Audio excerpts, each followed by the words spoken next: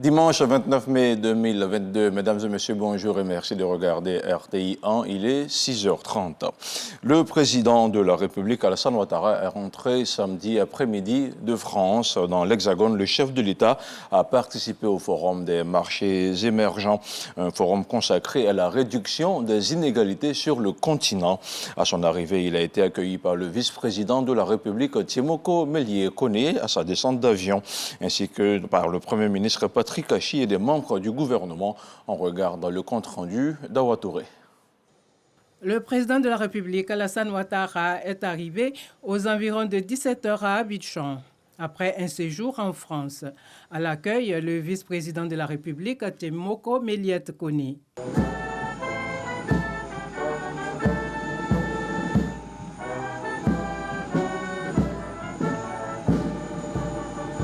En France, le chef de l'État a participé au Forum des marchés émergents qui vise à réduire les inégalités entre les pays en facilitant notamment les échanges d'expériences. L'occasion pour lui de faire une communication sur l'impact des crises actuelles sur les économies africaines et de proposer des solutions pour une relance économique et la réduction de la pauvreté à travers une meilleure gestion des économies et un appui important de la communauté internationale. Le président de la République, Alassane Ouattara, et la première dame, Dominique Ouattara, ont également pris part au dîner gala du Forum des marchés émergents. Un hommage au cofondateur de cette institution et ancien directeur général du Fonds monétaire international, Michel Kandessu, pour son engagement contre les inégalités pour un développement durable et pour lutter efficacement contre la pauvreté. Ce forum a aussi permis au président de la République de partager l'expérience de la Côte d'Ivoire dans le cadre de la gestion de la COVID-19. Le ministre de l'Hydraulique, de l'Assainissement et de la Salubrité était hier samedi devant la presse. Bouaké Fofana a annoncé une série d'opérations de déguerpissement dans le district d'Abidjan à partir du 5 juin prochain. Selon le ministre, cette action vise à sauver des vies et à prévenir des catastrophes en cette saison de pluie. On en parle avec Grace Kando. Les chiffres sont alarmants. Les dernières saisons de pluie ont été source de bien de drames. 95% de décès sont constatés dans 54 zones à travers 13 communes du district d'Abidjan. Le gouvernement veut changer la donne. Une opération de déguerpissement d'envergure dénommée « Pour sauver ma vie, je quitte les zones à risque » est annoncée. Chaque saison de pluie est le théâtre de drames humains, de morts en grand nombre dans le district d'Abidjan. Cette situation interpelle naturellement le gouvernement qui a décidé de se pencher sur la question en vue de prendre des mesures énergiques pour arrêter cette spirale infernale et récurrente. Il s'agit de faire partir les populations habitant dans ces zones à risque avant les grandes pluies de juin, juillet, août. L'opération de déguerpissement commence à partir du 5 juin prochain et concerne les zones critiques, les communes d'Adjamé, d'Atekoubé, d'Anyama, d'Abobo, de Cocody, de Poiboué, de Yopougon et de Bingerville. Nous nous souvenons tous des conséquences tragiques de la période pluvieuse de 2018 où l'on a dénombré 18 décès dans la seule nuit du 18 au 19 juin à Abidjan. Face à l'exposition des populations vivant dans ces zones, à des inondations, à des glissements de terrain, le gouvernement ne peut rester indifférent. Il a la responsabilité, de par notre Constitution, de protéger les populations, même s'il faut le faire malgré elles. L'opération de déguerpissement va coûter dans un premier temps 2 milliards 500 millions de francs CFA. 25 000 familles ont déjà reçu des mises en demeure. On parle maintenant de solidarité avec la première réunion du comité de coordination élargie qui s'est tenue mardi dernier à Abidjan. Au cabinet du ministère de la Solidarité et de la lutte contre la pauvreté, les défis à relever dans le cadre de cette plateforme multipartite ont été présentés.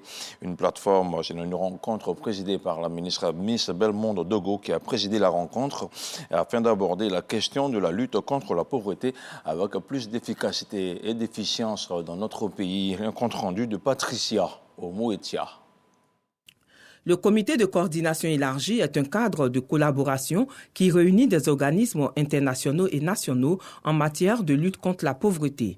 Pour la ministre, cette rencontre est une réunion de prise de contact pour concrétiser l'important rôle que les membres et partenaires de ce comité sont capables de manifester. Ce comité permettra également d'identifier des stratégies communes dans la lutte contre la pauvreté. Environ 5 000 réfugiés et 4 000 ménages sont concernés. Depuis quelques mois, il ne se passe pas également une journée sans que nous soyons alertés par le passage ravageur des pluies diluviennes à travers le pays. Ces événements interviennent désormais à des périodes qui sortent totalement du contexte habituel des saisons pluvieuses. Nous dénombrons depuis janvier 2022 plus de 20 cas de tornades. En effet, depuis le début de cette année 2022, c'est plus d'une vingtaine de localités qui ont été déjà assistées du fait des conséquences du changement climatique. Philippe Poinceau, le coordonnateur résident du système des Nations Unies, par ailleurs vice-président du comité de coordination élargie, a félicité le gouvernement ivoirien pour ses actions et le dynamisme de la ministre de la Solidarité et de la lutte contre la pauvreté. Mis en place depuis 2014 par un arrêté du Premier ministre et modifié en août 2020, le comité de coordination élargie a pour principale mission de trouver des solutions en termes de stratégies nouvelles et de recherche de financement à l'effet de renforcer la résilience des populations cibles. On s'intéresse maintenant au point de la situation de la Covid-19. Le ministère de la Santé, de l'Hygiène publique et de la couverture maladie universelle a enregistré hier samedi 28 mai 28 nouveaux cas de Covid-19 sur 1195 échantillons prélevés, soit 2,3% de cas positifs, 14 guéris et 0 décès. À la date du 28 mai, la Côte d'Ivoire compte donc 82 183 cas confirmés, dont 81 294 personnes guéries, 799 décès et 90 cas actifs. Le nombre total d'échantillons est 2 521 014. Le 27 mai, 119 348 doses de vaccins ont été administrées, soit un total de 13 59 432 doses du 1er mars 2021 au 27 mars 2022.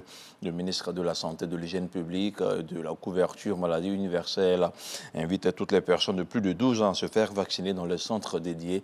Il rappelle que le vaccin contre la Covid-19 est gratuit et volontaire. En Côte d'Ivoire, la journée de la paix sera célébrée le 15 novembre prochain, mais avant cette date, le ministre de la Réconciliation et de la Cohésion nationale est en tournée à l'intérieur du pays. Dans le Guémon, Kouadio Konan-Bertin est allé toucher du doigt la réalité de la cohésion sociale dans cette partie du pays. Au cours de sa visite qui va durer 72 heures, sont prévues des séances d'écoute, des visites de terrain et des meetings de synthèse. On retrouve notre correspondance permanente dans la région F-Boué. Salle de mariage de la mairie de Diokwe, le ministre de la Réconciliation et de la Cohésion nationale, Kouadio Konan-Bertin, échange avec les populations.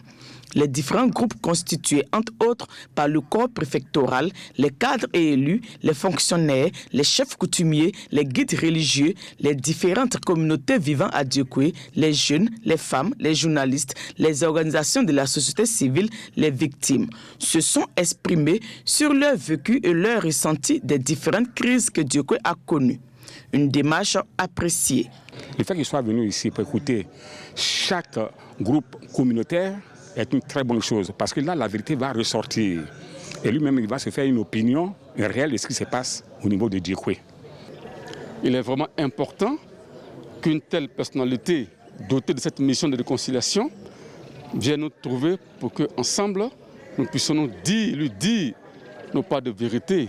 Ces séances d'écoute s'inscrivent dans le cadre des préparatifs de la 26e journée nationale de la paix qui sera célébrée le 15 novembre prochain à Diokwe. Pourquoi la ville de Diokwe? Toute la Côte d'Ivoire sait, Diokwe, ville martyre. Nul besoin de rappeler l'histoire récente de notre pays. Diokwe a souffert. Mais il y a un temps, comme dit la Bible, pour se battre. Il y a un temps pour faire la paix. Nous ferons quoi ce 15 novembre prochain à Diokwe? Nous ferons quoi concrètement pour apaiser les cœurs des Ivoiriens dans cette localité? La question reste posée. Mais il n'y a que eux-mêmes qui peuvent nous dire ce que nous devrons faire ce jour-là, le 15 novembre, pour que nous puissions penser les plaies, apaiser les cœurs et effacer ce passé douloureux de nos mémoires. Après les séances d'écoute, une réunion de synthèse est prévue avec toutes les populations sur la place publique de Diokoué. Après le Guémont, on se rend maintenant dans le Gor où le conseil régional vient de livrer plusieurs infrastructures aux populations.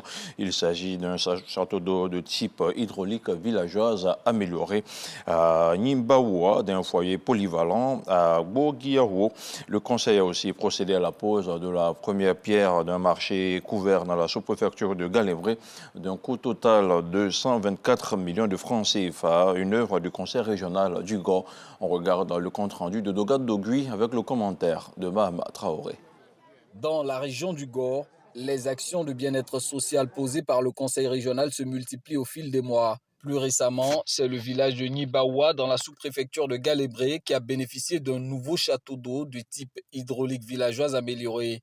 L'ouvrage d'un coût global de 124 millions de francs CFA vient atténuer les corvées causées par les pompes à motricité humaine. Avant, là, en tout cas, on s'est fatigué. Même si tu n'as pas la bonne santé, tu prends puisette pour aller puiser l'eau comme ça fatigue. Grâce à Dieu, on a eu l'eau. Population de Nibaoua, le développement est là, l'eau aussi, c'est un source de développement. Alors consommons cette eau-là pour que vous ayez la santé, pour que les maladies liées à l'eau-là s'éloignent encore davantage. Autre village du Gor à avoir ressenti les effets du développement, celui de Boguaïo. Ici, le deuxième vice-président du conseil régional, Saïe Bizier, est venu mettre en service un foyer polyvalent et poser par la même occasion la première pierre du futur marché de cette localité. Le tout pour un investissement cumulé de 58 millions de francs CFA au profit de Boguaïo. L'eau était au commencement de tout. Ils ont l'eau, ils ont l'électricité. Nous vous apportons le développement. Ça permet de régler aussi le problème de l'exode rural. Tous ces jeunes n'ont rien à faire le soir à partir de 18h. Aujourd'hui, en temps réel, ils peuvent savoir ce qui se passe à Abidjan. Mais dans le monde, ils peuvent regarder les matchs de football parce qu'ils ont une antenne parabolique. Ça, c'est le développement, c'est le progrès. Ce n'est pas la révolution, c'est l'évolution. Et c'est pour ça que nous sommes là. Entre 2014 et 2021, c'est plus de 846 millions de francs CFA que le conseil régional du Gor a investi dans des infrastructures pour l'ensemble des 6 villages que compte la sous-préfecture de Galébré. Autre chose, à présent, plusieurs férus de l'art pictural ont décidé de célébrer la fête des mères. Ils ont offert au public une exposition où l'art se mêle au regard pour magnifier la femme. Ces artistes ont investi plusieurs communes, dont celle de Cocody. Notre reporter Serge Pacom Didi les a rencontrés. Voici son compte-rendu avec le commentaire de Franck Quadio. Cocody, une street exposition où quand l'art se répand dans les rues comme une traînée de talent. C'est un coup de pinceau réussi par un groupe d'étudiants des Beaux-Arts de l'INSAC. Aujourd'hui, nous avons décidé de pouvoir honorer notre maman. Et à cette occasion, nous avons profité de pouvoir montrer ce qu'on sait faire. Donc à travers nos peintures, à travers nos œuvres, nous voulons magnifier comme le thème de cette exposition. Femme africaine, femme de valeur, le thème de cette exposition a affiché son amour pour sa mère, le leitmotiv de ses étoiles en devenir du pinceau. Dans ce coin de rue, les mamans sont célébrées sous tous les contours. On dit qu'on parle des foyers, on parle d'une femme qui sait maintenir le foyer. Et on sait bien que dans le foyer, c'est le riz. Voilà pourquoi ils utilisent les sacs de riz désuets, c'est-à-dire ils participent aussi à l'écologie. Ici, nous avons le masque clé. Le masque clé qui est en fait l'épouse du masque Goli. Des images expressives, dessinées sur toile par la technique de l'acrylique ou encore le collage de textiles, la juxtaposition et quelques soupçons de vauvou et pourquoi pas du figuratif, tous laissent libre cours à leur génie créatif. Je suis en train de représenter un peu l'humanité, la mère des nations, la mère des peuples, la mère de toute l'existence humaine. Des couleurs chaudes ou des contours plus sombres pour mieux faire ressortir la beauté et les qualités humaines de celle qui donne la vie. Voilà qui est bien original. Elle est mes yeux, elle est mon ange le plus précieux et celle qui m'a donné la vie, elle fait partie. Et nous profitons de ce reportage de Serge Pakom-Didi pour souhaiter une très belle fête à toutes les mamans du monde entier. On regarde maintenant l'actualité internationale. Au Soudan, 2 manifestants sont morts hier samedi lors de nouvelles marches de manifestation contre le pouvoir militaire. Ce nouveau décès porte à 98 le nombre dans la répression des manifestations contre le coup d'État du 25 octobre 2021.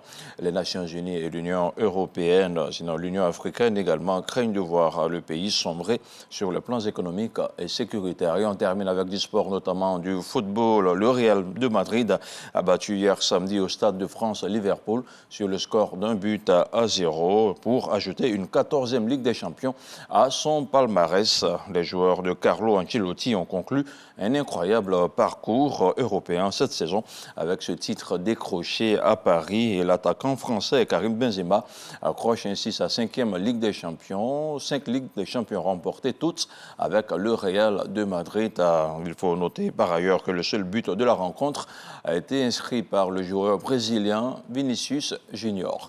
Voilà, c'est la fin de ce 6h30. Merci de votre aimable attention à nos différents programmes. Retrouvés à 13h Amdia Diaby, à 20h Marie-Laure Ongoran. Quant à moi, je serai chez vous à 23h.